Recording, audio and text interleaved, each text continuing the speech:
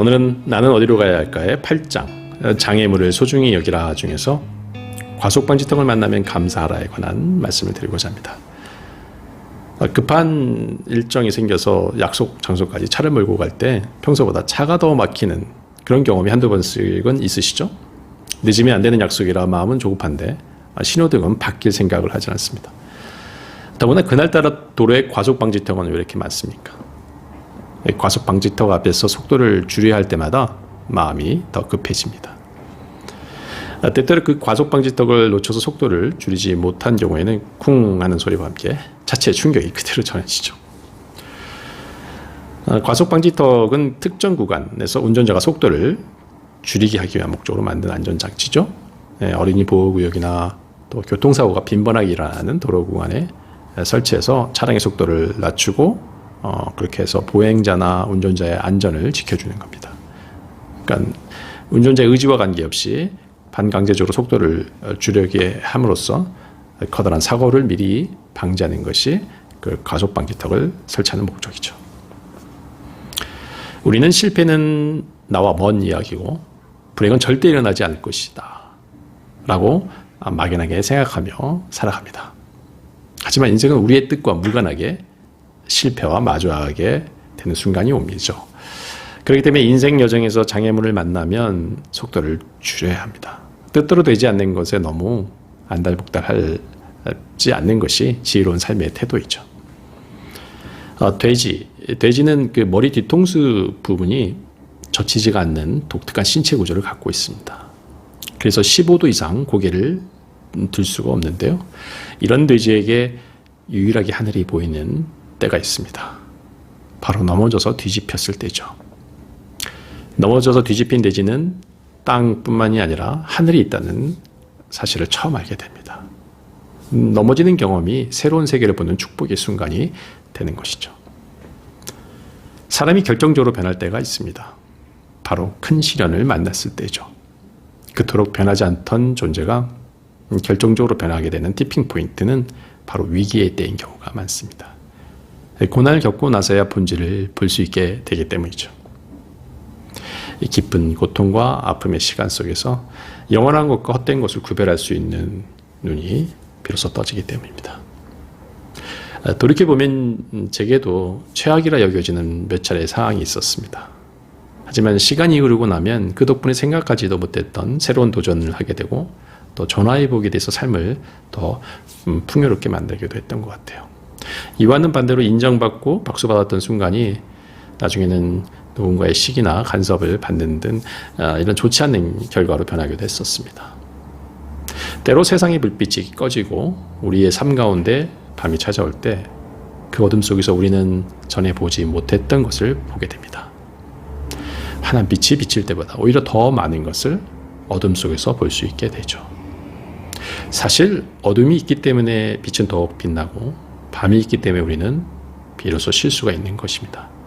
하지만 우리는 밤을 누리지 못하고 휴식을 취하지 못하죠. 휴식의 시간을 아까워하고 아무것도 하지 않는 순간이 되면 불안해하기까지 합니다. 차가 최대한의 속도를 내고 질주할 수 있는 이유는 브레이크가 있기 때문입니다. 언제든지 차를 멈출 수 있다는 확신이 있기 때문에 달릴 수가 있는 것이죠. 멈출 수 있기에 달릴 수 있고 또 언제든지 달릴 수 있기 때문에 멈추는 걸 두려워하지 않는 것입니다. 이제 그 분주함을 내려놓고 우리들 삶 가운데 브레이크를 걸어야 합니다. 그래야만 더 오랜 시간 더 멀리 나아갈 수 있게 되죠. 누구도 그 가속 페달만 달린 차를 타려 하지는 않을 것입니다. 만약 여러분의 삶이 외부에 의해서 어쩔 수 없이 잠시 멈춰야 되는 그런 순간이 온다면 크게 감사해야 합니다. 물론 멈춰야만 하는 그 순간은 쉽진 않지만 과속방지턱 때문에 그 큰 사고를 미리 막을 수 있듯이 보다 큰 위기와 시련을 피할 수 있는 기회가 되기 때문이죠. 삶의 브레이크는 지금 있는 자리에서 감사하는 것에서 시작됩니다. 돌이켜보면 제게도 가장 결핍된 것은 바로 감사하는 마음이었습니다. 채워도 채워지지 않는 결핍이 감사를 앗아갔고 저는 그것을 알게 되기까지 많은 시간을 애들로 돌아야만 했습니다. 우리는 자신에게 없는 것을 구하는 것에 많이 익숙하죠. 자신에게 있는 것을 즐기고 누리는 것보다 항상 없는 것으로 인해서 절망하고 남들을 부러워합니다. 여행가들은 항상 자기가 있는 곳을 이야기하지 않고 다른 곳을 이야기하는 습성이 있다고 합니다. 미국에 가면 인도에 관해서 얘기하고요. 인도에 가면 호주에 대해서 이야기한다는 거죠. 한국에 사는 적지 않은 사람들이 외국을 동경합니다. 되는 일도 없는데 이민이나 갈까라고 얘기하는 경우도 있죠.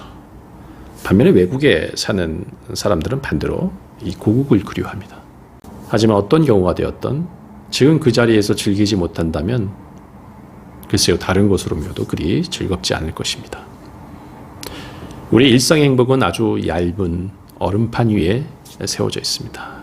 그 얼음판은 약간의 가난이나 약간의 불편함이나 약간의 시기와 질투 같은 걸로 금방 깨지고 맙니다. 그러면서 우리는 점점 그런 하찮은 것들의 마음을 빼앗겨 버리고 말죠. 그러면서 인생의 좋은 순간들을 즐기지도 못하고 좋은 장면들을 놓쳐버리고 맙니다. 그 이유는 성취가 부족한 게 아니라 감사가 모자라기 때문이죠. 감사가 부족하면 지금 서 있는 곳에서 삶을 즐길 수도 없고 행복해질 수도 없습니다. 감사의 반대말은 감사하지 않는 것이 아니라 당연하게 여기는 것입니다. 누리는 모든 것들을 당연하게 여기는 순간에 불만이 생기고 감사의 삶과는 멀어집니다. 행복은 내가 갖지 못한 것을 가졌을 때 누리는 것이 아니고 내가 가지고 있는 것을 감사하게 여길 때 찾아오는 법이니까요. 넬슨 만델라는 감옥에서 억울하게 27년의 수감 생활을 했죠. 그는 감옥 생활을 마치고 나중에 대통령이 되고 나서 그 감옥의 간수들을 대통령 관서로 초청했습니다. 그리고 이렇게 얘기했죠. 저는 여러분에게 너무나 감사합니다. 여러분들을 통해서 제 감정을 억제하는 법을 배울 수 있었고요. 당신들이 없었다면 저는 분노로 인해서 벌써 죽었을 것입니다. 감사할 수 없는 그런 상황을 감사로 받아들이는 것, 그게 성숙한 인간의 자세이죠. 감옥과 수도원은 모두 외딴 곳에 있습니다. 규율도 철저하고요. 또 만남도 제한되어 있고 또 먹는 음식도 아주 소소하게 한다는 점에서 매우 유사하죠. 하지만 그 두 곳은 그 안에 있는 사람들의 마음에서 아주 극명하게 차이가 납니다. 한쪽은 자신의 처지에 대해서 불평하고요. 세상을 원망하지만 다른 한쪽은 세상에 감사하는 마음으로 다른 사람을 섬기며 봉사하고 살아갑니다.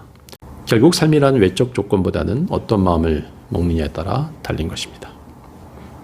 때론 나의 의지와 관계없이 멈춰야 한다면 그 자리에서 감사해야 합니다. 멈출 수 있을 때 삶은 공허해지지 않습니다. 오히려 기대하지도 않았는데 성과가 나거나 혹은 생각보다 잘 풀리는 것을 경계해야 합니다.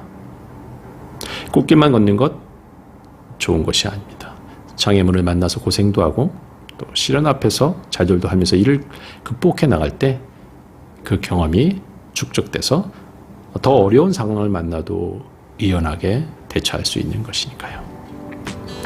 네, 오늘 여기까지 하겠습니다. 좋아요, 구독, 알림 설정 잊지 마시기 바라겠습니다. 이상 카멜TV였습니다. 감사합니다.